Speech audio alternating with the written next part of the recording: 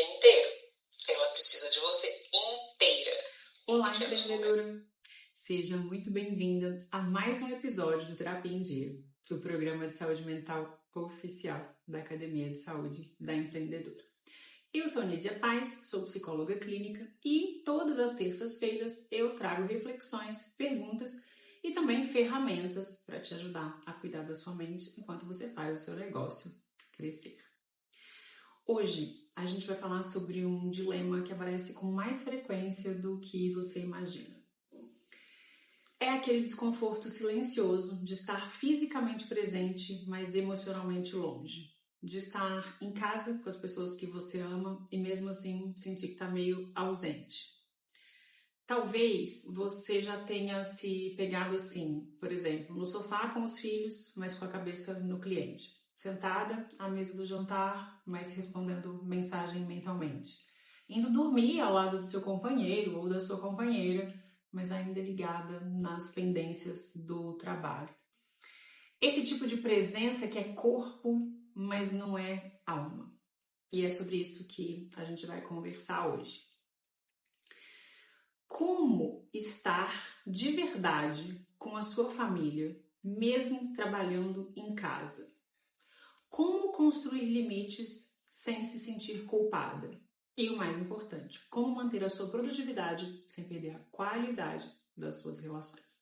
Esse episódio é para você que se cobra muito, que quer dar conta de tudo, mas que no fundo sente que está se perdendo de si mesma e de quem mais importa.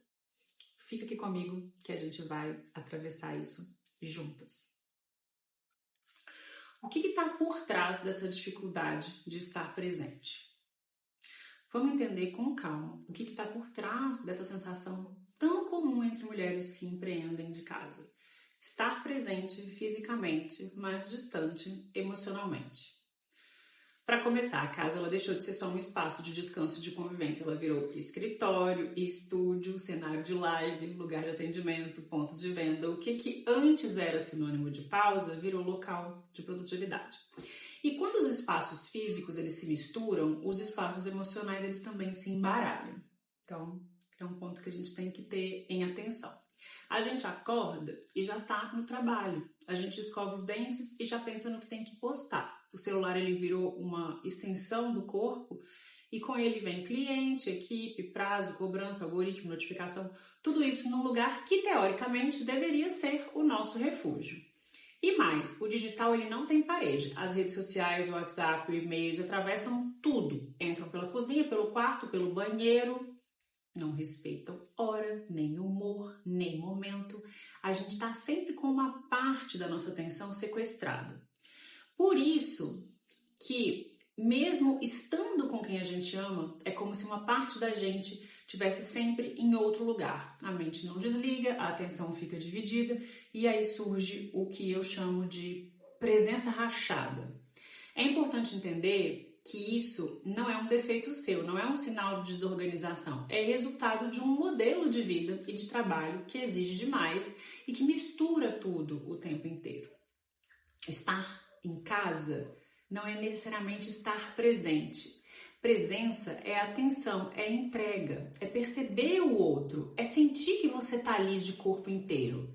E isso não acontece por acaso. A presença precisa ser cultivada, escolhida, protegida. E é justamente isso que a gente vai aprender a fazer ao longo desse episódio.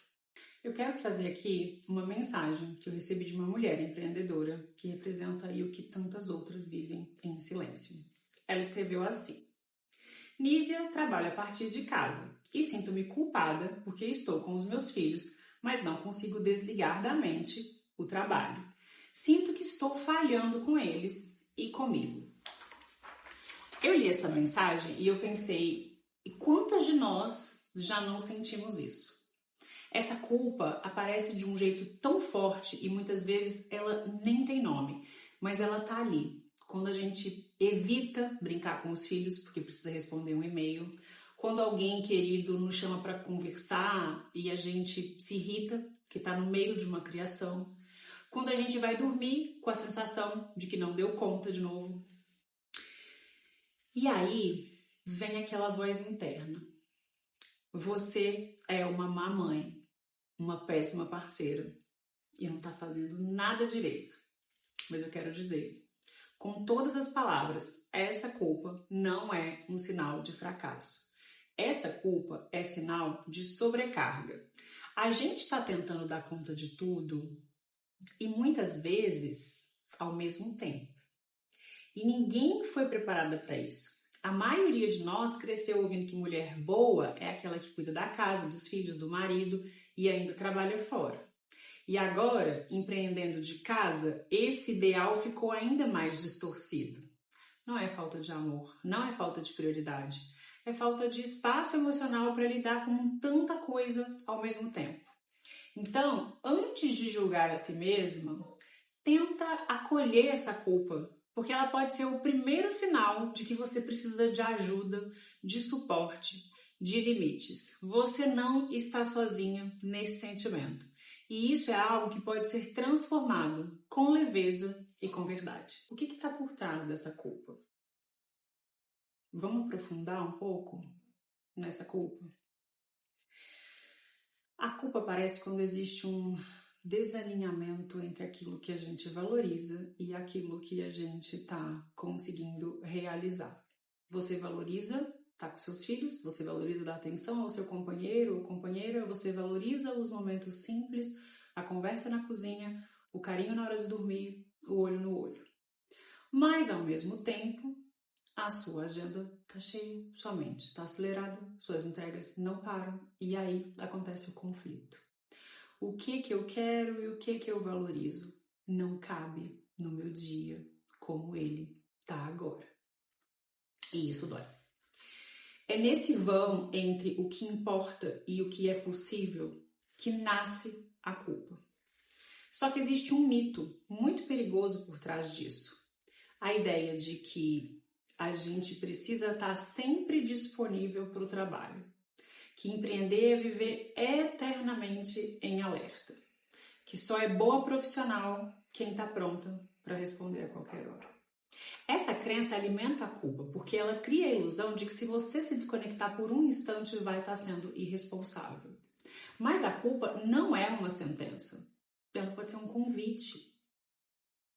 Um convite para rever limites, para repensar acordos, para perguntar, será que eu preciso mesmo estar sempre acessível?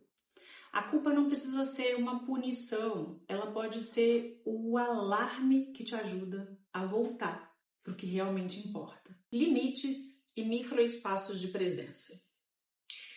É aqui que entra uma ferramenta simples, mas muito poderosa, os microespaços de presença. Muita gente acha que precisa de horas disponíveis para estar com a família, mas o que realmente faz diferença não é a quantidade de tempo, é a qualidade.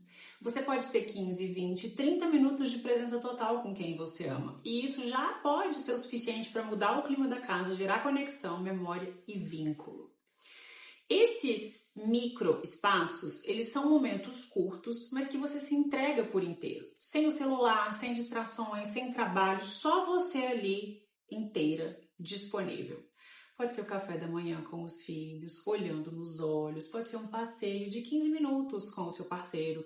Pode ser uma brincadeira rápida, uma conversa no fim do dia. Um jantar sem notificações. A chave é qualidade e não quantidade.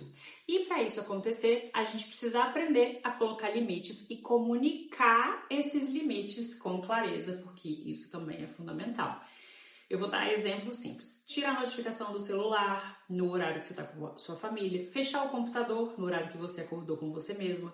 Informar para os clientes que você está offline em certos períodos. Colocar lembretes visuais para te ajudar a mudar de ritmo.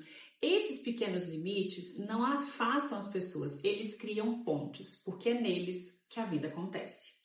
Como começar a mudar sem culpa? Você pode estar me ouvindo agora e pensando, tá bom, Nízia, mas como é que eu vou mudar isso tudo sem me afundar mais na culpa? Como é que eu vou colocar limite sem parecer ausente ou egoísta? Sim, são perguntas muito importantes, porque a culpa, ela realmente é uma armadilha. Ela vai se disfarçando ali de responsabilidade, mas muitas vezes ela nos impede de fazer mudanças que são absolutamente necessárias e que sim seriam responsáveis. E é por isso que a gente precisa começar com gentileza. Gentileza consigo mesmo, gentileza com a sua história, gentileza com o seu próprio ritmo. A primeira coisa que eu te sugiro é criar rituais de transição. Esses rituais, eles são pequenos gestos que ajudam o seu corpo e a sua mente a entender que está mudando de papel, que está saindo do modo produtividade e entrando no modo cuidado, descanso, presença. Pode ser alguma coisa simples, vamos lá, tomar um banho depois que você fecha o computador, trocar de roupa mesmo que você vai continuar dentro de casa. Você pode colocar uma música específica, acender um incenso, uma velinha cheirosa, fazer um café com mais calma do que você faria no meio do seu expediente. São símbolos, pequenas pausas que sinalizam para você mesma, a partir de agora, meu foco muda. Outra coisa importante é criar acordos com as pessoas ao seu redor. Se você tem filhos, companheiros, pais que moram com você, combine os horários de atenção. Explique que quando você está no trabalho, você está no trabalho. Quando você está com eles, você está com eles. Isso gera previsibilidade e também respeito mútuo. E com os clientes, a mesma coisa. Deixar claro na sua comunicação quais são os seus horários de atendimento. Criar respostas automáticas com os períodos que você não está disponível, nos períodos que você não está disponível. Ensinar seu público a respeitar os seus limites é uma forma de ensiná-los também a se respeitarem. E agora vem a parte mais delicada. Não confundir presença com perfeição. Você não precisa ser uma mãe, uma parceira, uma filha impecável para estar presente. Você só precisa estar ali, inteira, mesmo que por pouco tempo. Isso significa que sim, você vai continuar tendo dias difíceis, sim, você vai ter momentos que o trabalho vai te absorver mais do que o ideal, mas a diferença é que agora você terá consciência e terá ferramentas para se reorganizar mais rápido. A frase que eu quero que você guarde é essa: a tua família não precisa de você o dia inteiro. Ela precisa de você inteira, em pequenos momentos. Essa é uma frase que, quando a gente internaliza ela realmente, ela é um antídoto contra a culpa. E é também um lembrete de que você pode sim construir uma rotina mais leve, sem abrir mão de você, do seu trabalho e nem de quem você ama. E se você errar? Recomece, reorganize, refaça os limites, porque a presença não é uma meta fixa. Ela é um compromisso diário com aquilo que faz sentido. E, para encerrar esse nosso encontro, eu quero deixar uma reflexão que talvez te ajude a olhar para tudo isso com mais leveza. A gente não precisa de mais horas no dia, a gente precisa de mais verdade nas horas que a gente tem. Não se trata de passar o dia inteiro com a sua família, largando tudo, abandonando o seu sonho ou o seu negócio. Não se trata de romantizar uma vida onde você está sempre disponível, sorridente e plena. Se trata de escolher com intenção alguns momentos do seu dia para estar por completo. Sem distração, sem culpa, sem se dividir em mil. E a verdade é que esses pequenos momentos criam memórias afetivas, criam segurança emocional, criam laços profundos que resistem à correria do cotidiano. Então, se você chegou até aqui comigo, eu quero te convidar para um gesto prático. Escolha um momento do seu dia, só um, para estar 100% presente. Pode ser na hora do café da manhã, no banho do seu filho, numa conversa rápida antes de dormir, num almoço sem celular. Escolhe, planeja, protege esse tempo. E depois observe o que acontece. Perceba o impacto, veja como algo tão simples pode gerar tanto vínculo. Se quiser, compartilhe essa experiência comigo lá no Instagram, me conta como foi, me diz como você está se sentindo, porque esse espaço aqui também é seu. E se você tem um dilema parecido com esse, ou se você tem vivido esse conflito entre trabalho e presença familiar, deixa aqui nos comentários ou envie uma mensagem pra gente. Quem sabe o seu dilema não se transforma no próximo episódio do Terapia em Dia. Você não precisa passar por isso sozinha. E mais do que isso, você não precisa se apagar para dar conta. Você pode ser uma mulher inteira no trabalho, na casa, na vida. Nos vemos no próximo episódio. Até lá!